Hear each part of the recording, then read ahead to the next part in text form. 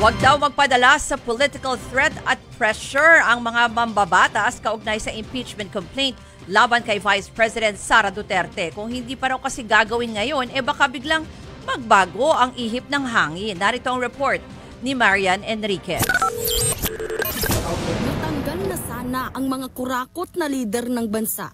Yan ang panalangin ng grupong nagsusulong ng impeachment complaint laban kay Vice President Sara Duterte. Nagmisa sila kanina sa EDSA Shrine. Huwag po sanang manaig ang takot sa mga political pressures at political threats. Ang tinutukoy ni Akbayan Party List Representative Percy Sendanya na political threat ay ang pagtitipon ng mga miyembro ng Iglesia ni Cristo noong Lunes. Suportado ng INC si Pangulong Bongbong Marcos na tutol na i-impeach si Vice President Sara Duterte.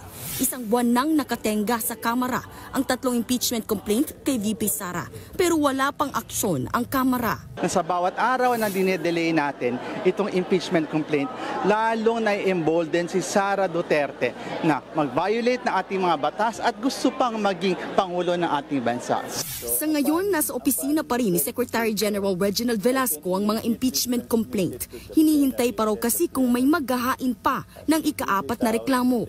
Ayon kay Manila 6th District Representative Benny Abante, may basehan ng pag-i-impeach kay VP Sara, lalo sa mga nadiskubre nila sa investigasyon ng Good Government Committee.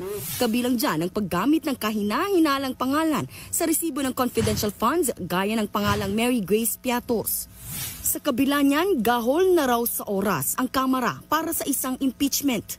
Halos 10 session days na lang at magbe-break na ulit ang Kongreso kasabay ng pagsisimula ng kampanya.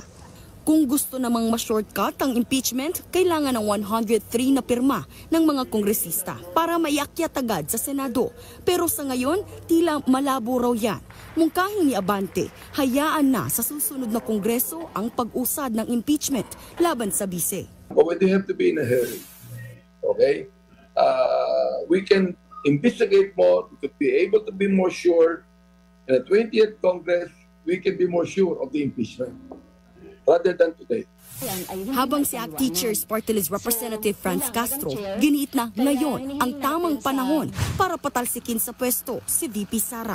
Hindi rin tayo nakakasigap siguro kasi sa 20th Congress kung ang magiging decision pa rin ay for impeachment, baka magbago na rin. After the midterm election, ang pinaghahandaan na rin yan ay presidential election.